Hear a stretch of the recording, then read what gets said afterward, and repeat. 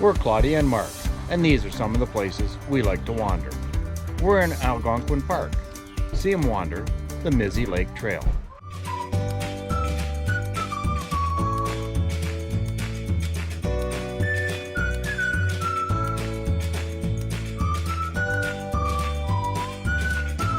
Each of the interpretive trails off the Highway 60 corridor has an accompanying trail guide which explores a different facet of Algonquin Park.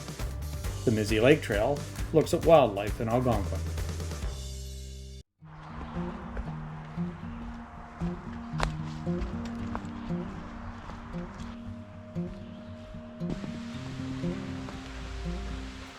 The Mizzy Lake Trail, 10.8 kilometer walk through the woods. The trail is designed to maximize the opportunity for seeing wildlife, and therefore dogs are not permitted on this trail as their presence could disturb many wildlife species whose viewing the trail is designed to encourage.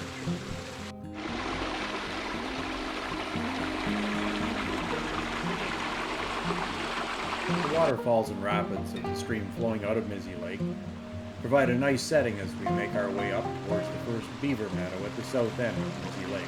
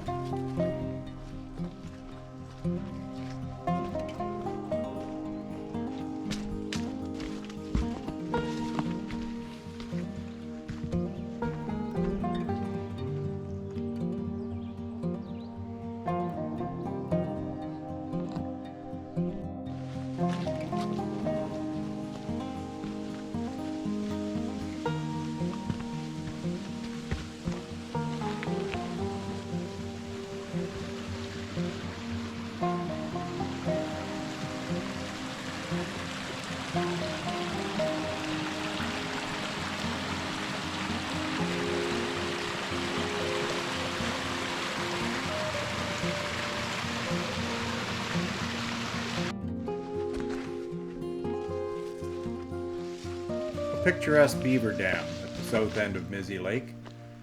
Beavers are one of the few creatures that actually change their environment. By building their dams, they flood the area, which provides not only a home for them, but a home for a variety of other species that live and thrive in the area created by the dam.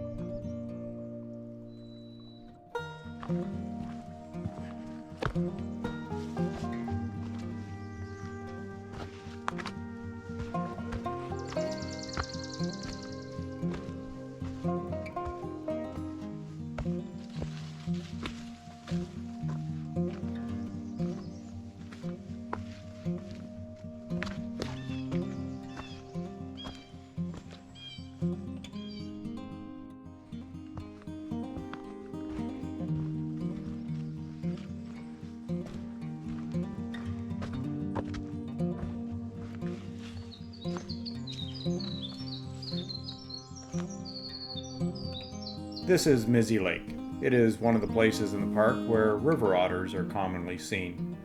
River otters are known for their curiosity, and they may even swim a little bit closer to have a look at you.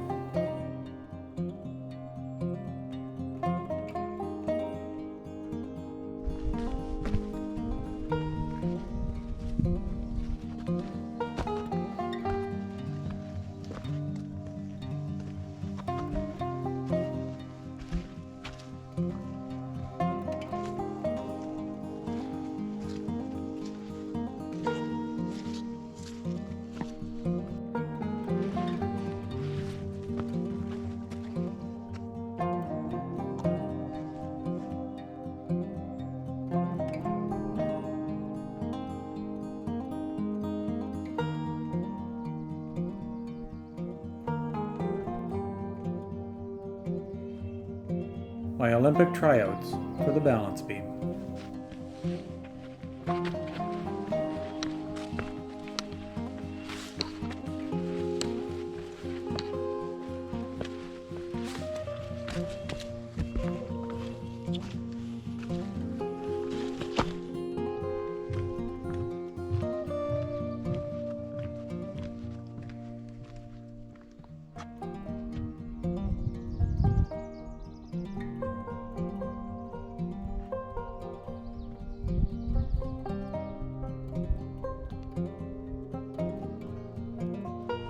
After some wet going through the bush, the boardwalk at the north end of Mizzy Lake offers some welcome relief.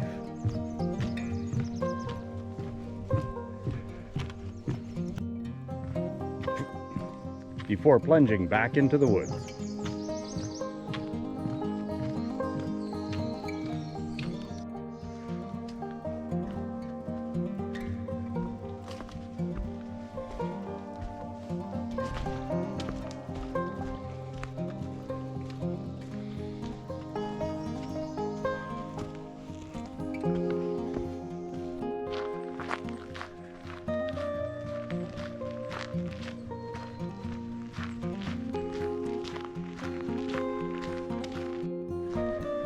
We joined the abandoned roadbed of the railway, and it goes through a bit of a marshy area here, and the bugs are incredible. They're buzzing everywhere. You can hear the hum in the bush here of a million things just waiting to bite you. Anyways, we'll scoot through here and carry on. There's a deer fly right there. And once again, the engineering marvel of the age, this railway, going through this rock cut, given the type of machinery or lack thereof that they had when this railway was built, it's absolutely outstanding that they were able to construct this railway.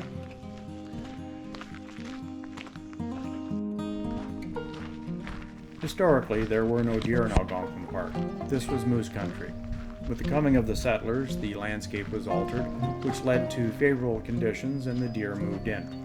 That led to a decline in the moose population. However, with the renaturalization of the park and the protection of the Algonquin wolves, the deer population has declined and the moose population has returned.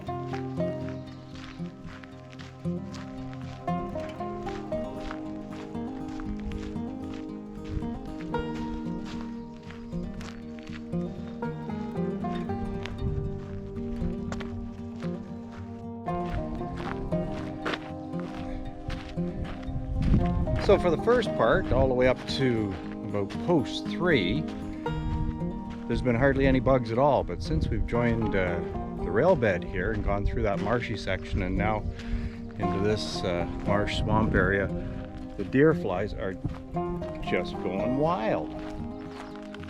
It's a continuous battle to swat the things away.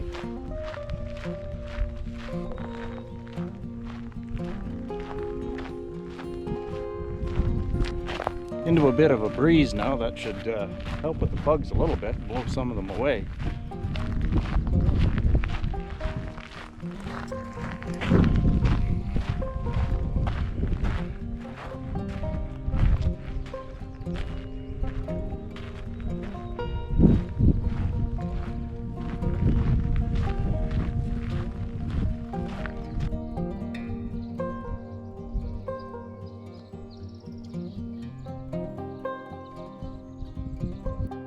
Once again, the beavers have been hard at work. It's an impressive beaver dam holding back this lake.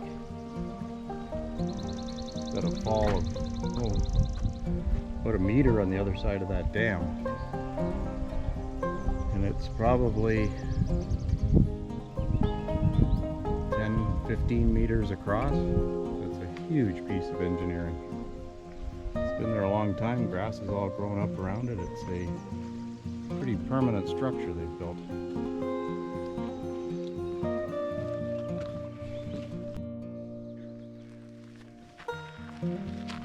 Looks like deer or moose make use of this trail as well.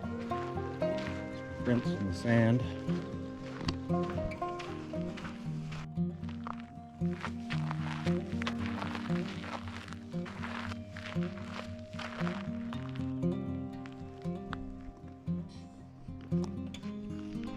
At this point, the trail offers a 2-kilometer 1-hour side trail to see some black bear nests. The black bears go up into the beech trees and eat the nuts preparing for winter. In doing so, they create a bit of a nest up in the tree. Unfortunately, none are visible at this time, so we'll continue on the rail trail.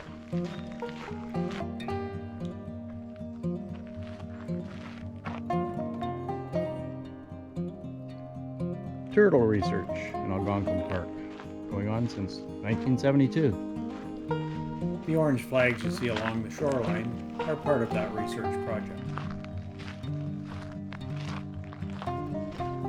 Wolf Howl Pond, named in the early 1970s, when the meadow at the far end of the pond was used by a pack of wolves for several summers as a rendezvous site.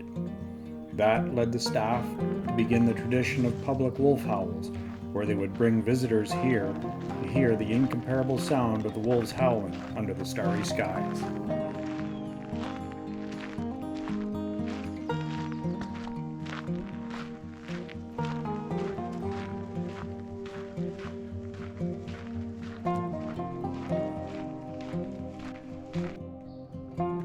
The old rail bed continues on. We'll take the turn and follow the trail.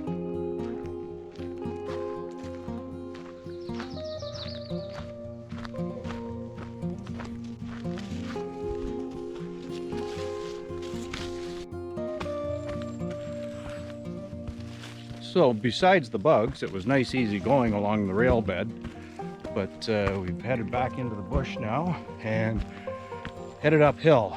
The going's a little more difficult than the rail bed, of course, but not too bad. A few exposed tree roots and rocks, but certainly not as difficult as some of the other trails we've been on. And then there's times where you just have to pick your way across the mud.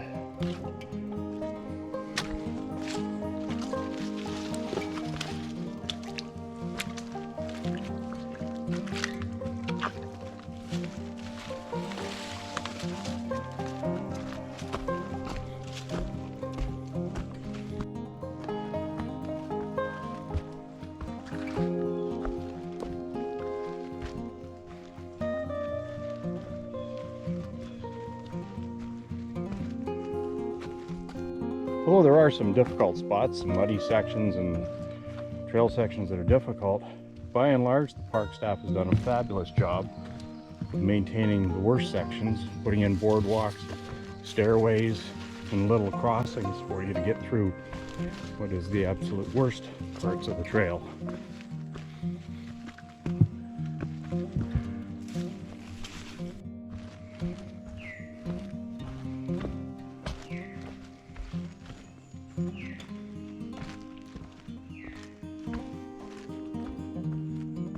Back in the woods off the rail trail, the going is a little more difficult, but certainly the bugs have subsided immensely, and it's much more pleasant going without having to swat 100 deer flies every minute.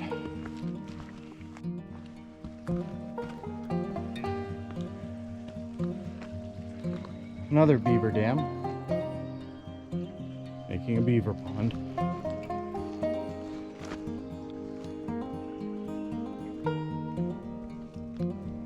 Many of the animals in Algonquin Park are difficult to see. Some are shy, some are small, and of course the forest cover makes it difficult to see. The American marten and fisher are prime examples. Prized fur-bearing animals, they were almost trapped to extinction. However, the sanctuary of Algonquin Park has provided a refuge for their populations to rebound. The fisher is one predator which is able to prey upon the porcupine without paying a fatal price.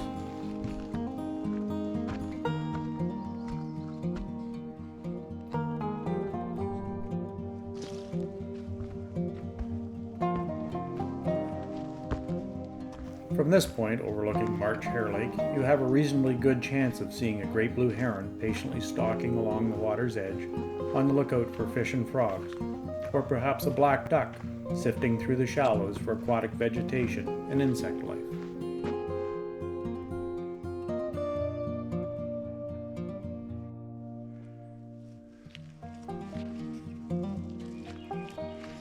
There be moose in the neighborhood.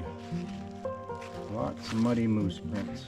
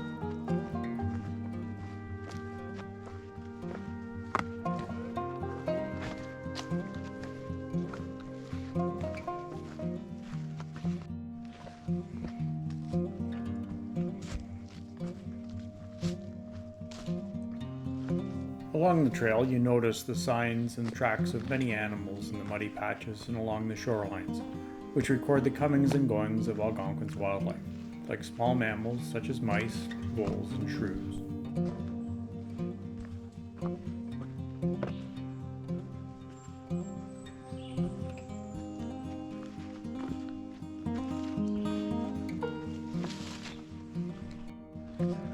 Up a bit of a rise into a hardwood bush area, a little more open than the dense pines and cedars along the lakefronts.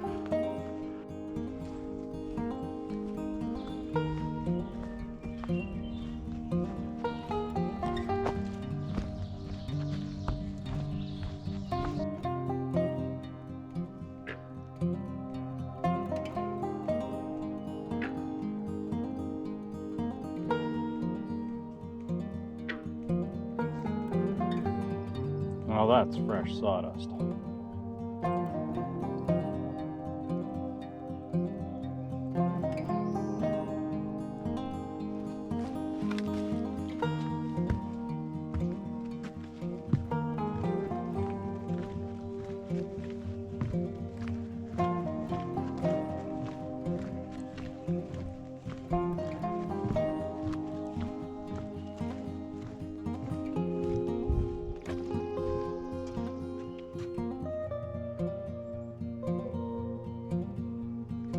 Walking across a beaver meadow, so called because it was originally a beaver pond. However, the beavers have moved on, the dam finally broke, and the muddy bottom of the pond was taken over by grasses and sedges.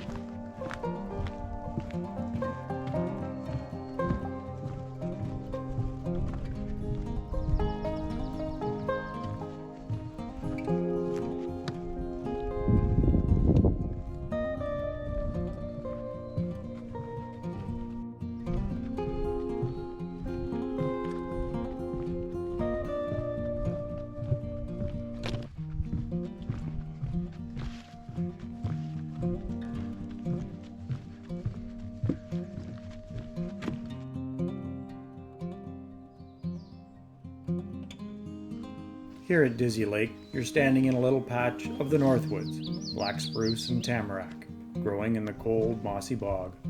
A little further up the trail, we'll be in the Southwoods, consisting of sugar maple, beech, and yellow birch.